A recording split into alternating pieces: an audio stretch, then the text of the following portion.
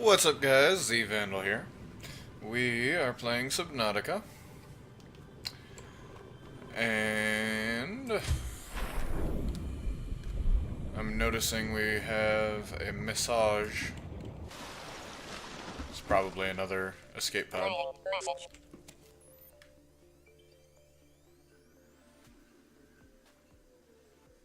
Yeah, another life pod. Not too worried about that at the moment.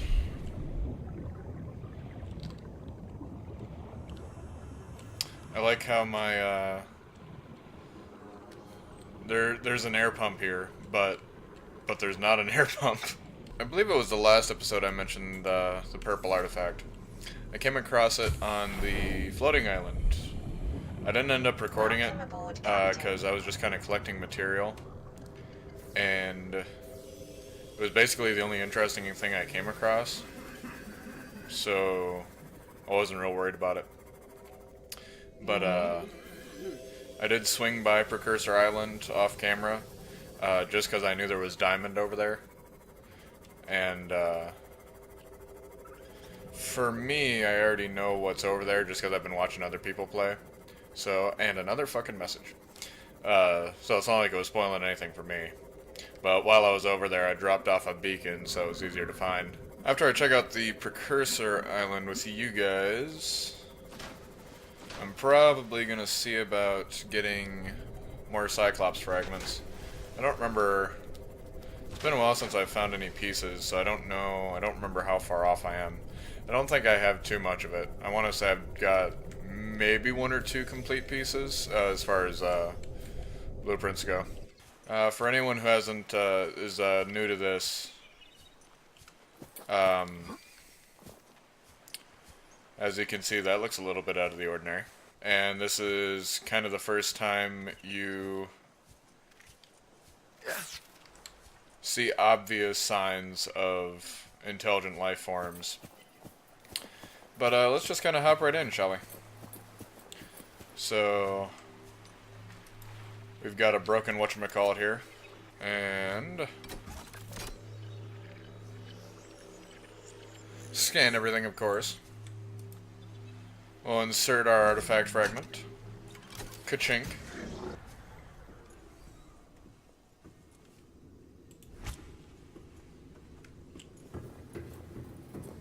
Unprecedented integrity. Unlike most politicians. Unknown language. Attempting translation. Let's see. Matches no known technologies. Constructed from the same off-world material as the facility itself. Solid state computer of some time. No recognizable user interface. It's likely that they evolved or genetically selected sensory apparatus to hear and understand the information being broadcasted and to communicate back.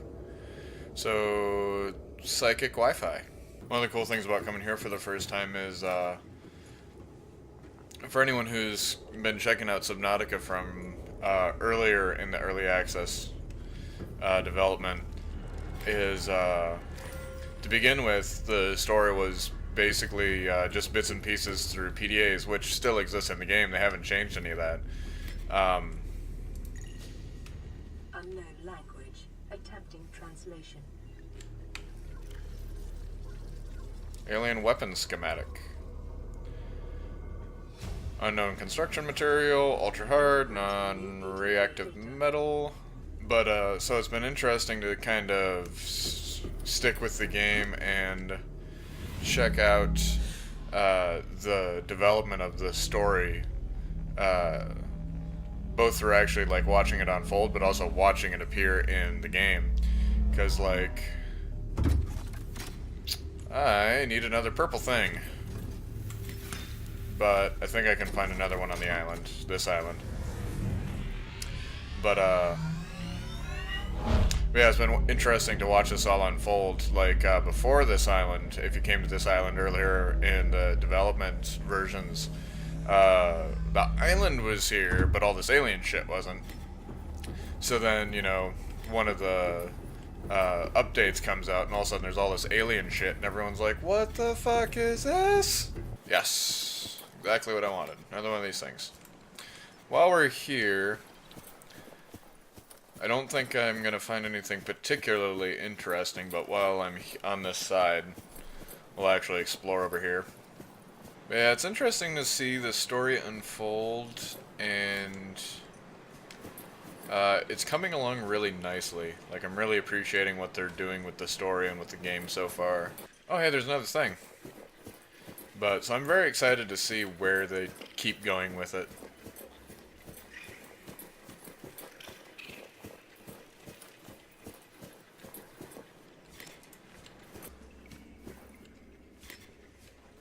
Ooh. Ooh.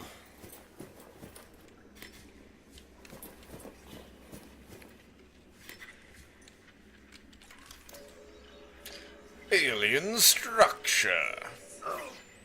Ow, you fucking cunt.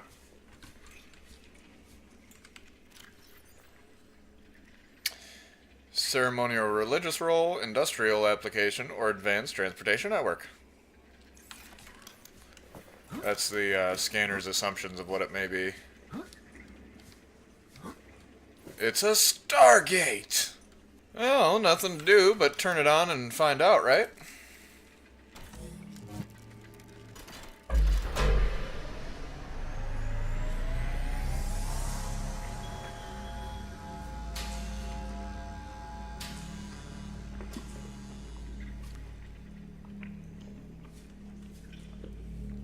Well...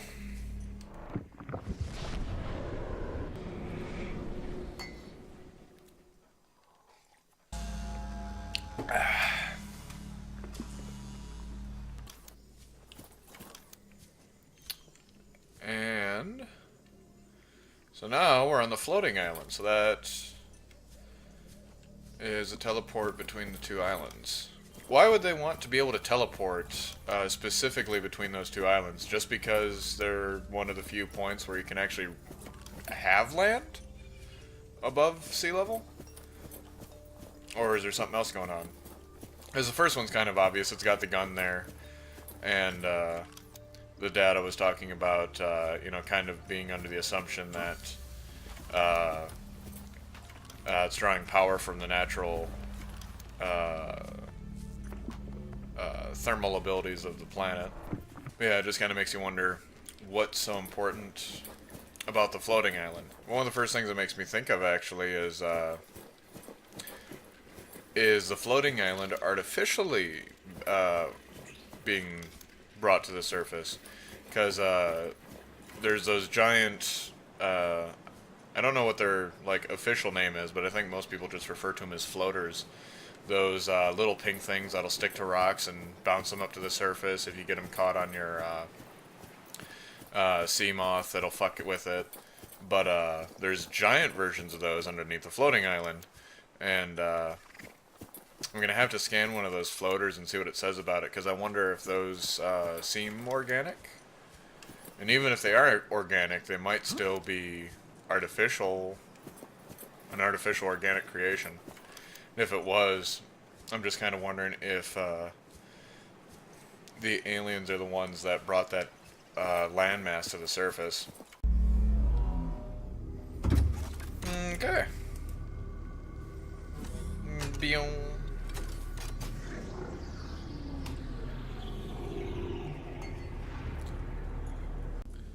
So, clearly we have a giant fucking moonbull. Scans indicate the weapons control room lies beyond this doorway. Why do we have a cubby hole over here? Whatever. Can I control the Doom weapon now?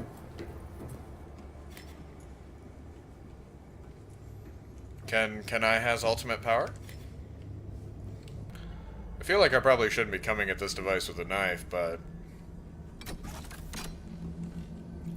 Wait, let's scan this first. If I can. I was gonna say, I've got to be able to scan it, come on. Data downloads energy core. Says massive energy readings. The main reactor powering the alien weapons laser system. If this system could be powered down, it may be possible to escape the system's atmosphere. Or planet's atmosphere. We'll press the button. That's not good. That's not good either.